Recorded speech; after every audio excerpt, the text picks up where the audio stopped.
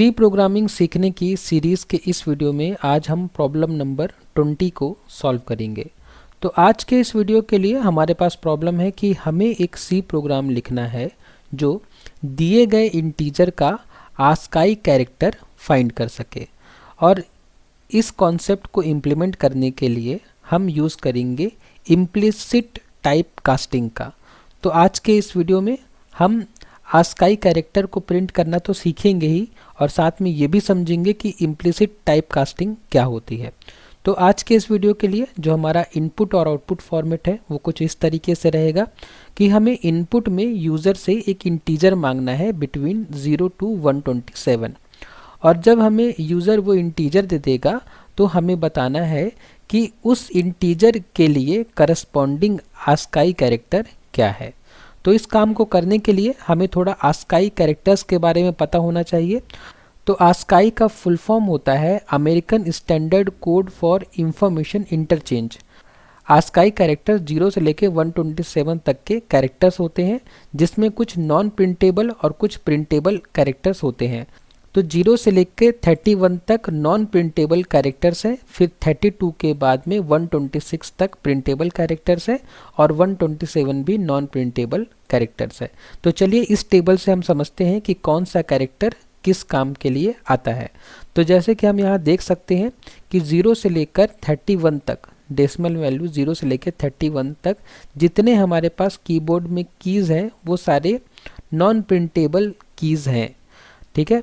उसके बाद में 32 में आता है हमारा स्पेस जो कि प्रिंटेबल है। उसके बाद में 33, 34 से लेके पूरा 126 तक के लिए हमारे पास कोई ना कोई कैरेक्टर्स हैं, ओके। जैसे कि हम कैपिटल ए के लिए जो आस्काई वैल्यू होती है वो 65 होती है, उस तरीके से स्मॉल ए के लिए आस्काई वैल्यू 97 होती है, ठीक है। और लास्ट में डिलीट बटन के लिए जो आस्काई वैल्यू होती है वो 127 होती है।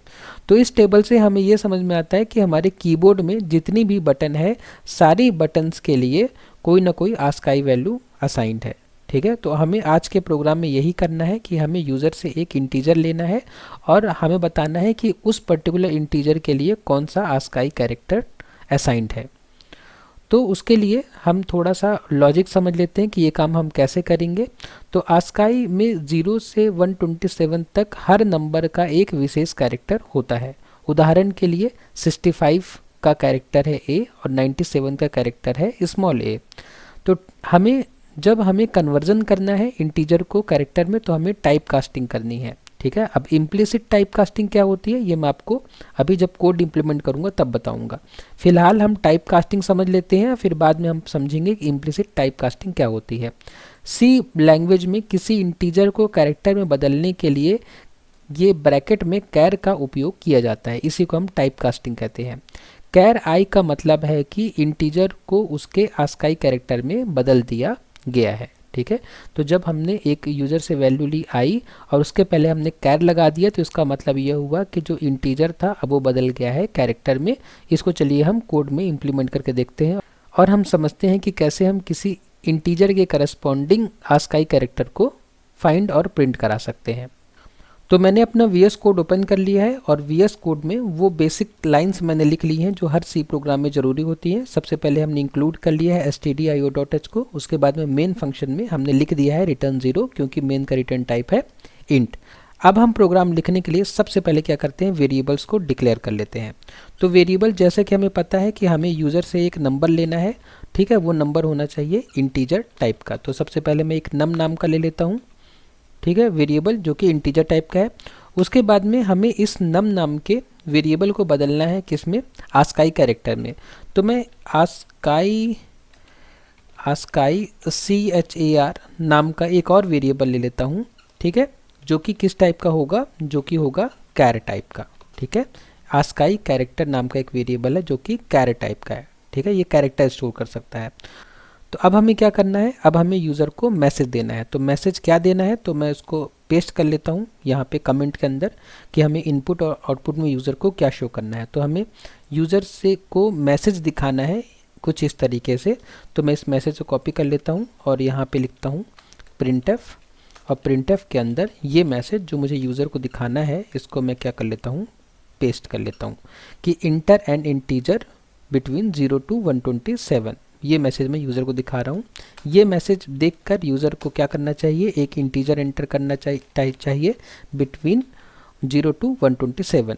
और यहाँ फॉर्मेट स्पेसिफाई लिखूँगा %d और यहाँ पे मैं %m लगाकर नम नाम का वेरिएबल लिखूँगा, क्योंकि नम नाम के वेरिएबल में ही मुझे वो इंटीजर स्टोर करना है। अब इसके बाद मैं क्या करूँगा, इसके बाद में उस नंबर को जो मुझे यूज़र ने दिया है इसको मुझे क्या करना है, बदलना है किसमें, कैरेक्टर में। ठीक है, और कैरेक्टर में मैंने बदल दिया। अब कैरेक्टर में मैंने बदल दिया तो इसको मैं कहाँ स्टोर करा सकता हूँ, इसको मैं स्टोर करा सकता हूँ आस्काई कैरेक्टर नाम के वेरिएबल में। तो बेसिकली मैंने क्या किया, नंबर को मैंने टाइप कास्ट कर दिया। इसको एक्सप्लिसिट टाइप कास्टिंग कहते हैं, लेकिन मैंने आपको वीडियो की शुरुआत में बताया था कि मैं आपको इम्प्लिसिट टाइप कास्टिंग बताऊंगा, तो उसके लिए थोड़ा देर और होल्ड करिए अपने आप को, थोड़ी देर रुकिए।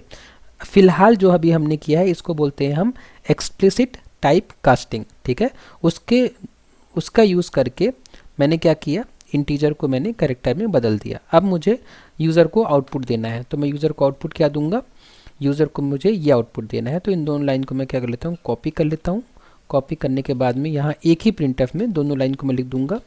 तो मैं प्रिंटफ लिख के डबल कोट्स के अंदर ये मैसेज मैं लिख देता हूँ, और यहाँ पे इसको एक ही लाइन में लाकर मैं क्या कहता हूँ, /n। ठीक है, /n मैंने कर दिया। तो इससे क्या होगा, दोनों मैसेज अलग अलग लाइन में होंगे। और यहाँ पे हमें क्या चाहिए, फॉर्मेट स्पेसिफायर। ठीक है, और उसी तरीके से यहाँ भी हमें चाहिए फॉर्मेट स्पेसिफायर, लेकिन %c, क्योंकि मुझे यहाँ कैरेक्टर प्रिंट करना है। अब %d की वैल्यू कहाँ पे है, नम नाम के वेरिएबल में है, नम नाम के वेरिएबल में। और %c की वैल्यू कहाँ पे है, आस्काई कैरेक्टर नाम के वेरिएबल में।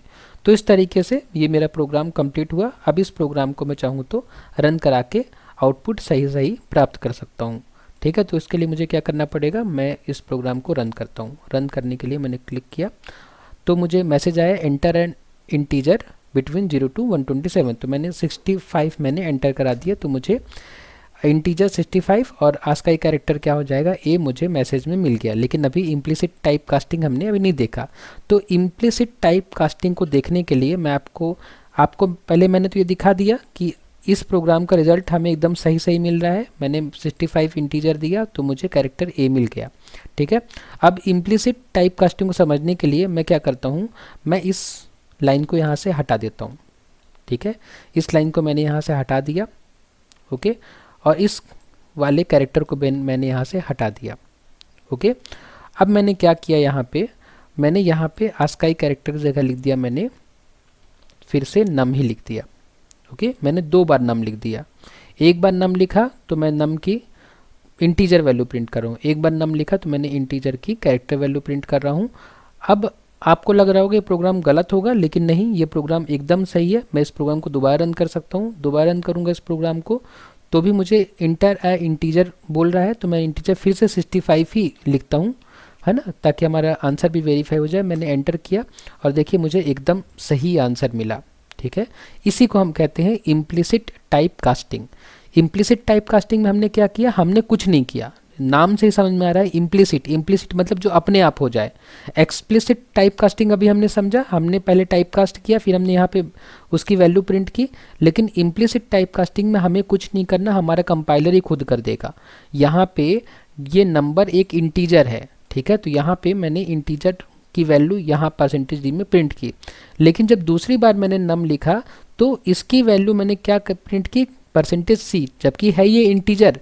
तो कंपाइलर ने क्या किया, इसको इम्प्लिसिट टाइप कास्टिंग की और इसके जो लोअर 8 बिट थे उनको %c की जगह उसने प्रिंट कर दिया। ओके, उसने अपने आप ही इस इंटीजर को कन्वर्ट कर दिया कैरेक्टर में, कंपाइलर ने हमारे। तो इसी प्रोसेस को हम कहते हैं implicit type casting. Implicit type casting मतलब हमें कुछ नहीं करना पड़ेगा, वो अपने आप हो जाएगा। ठीक है, तो इस तरीके से हम इस तरीके के प्रोग्राम को इम्प्लिसिट टाइप कास्टिंग की मदद से कर सकते हैं, और हम किसी भी इंटीजर के लिए उसकी करस्पॉन्डिंग आस्काई वैल्यू को प्रिंट कर सकते हैं। तो आई होप कि आज का ये वीडियो आपको समझ में आया होगा। अगर इस वीडियो में आपको कोई डाउट है तो प्लीज़ मुझे कमेंट बॉक्स में बताइए। नेक्स्ट वीडियो में हम इस वीडियो सीरीज़ का नया क्वेश्चन, नई प्रॉब्लम सॉल्व करेंगे। वीडियो को लास्ट तक देखने के लिए धन्यवाद।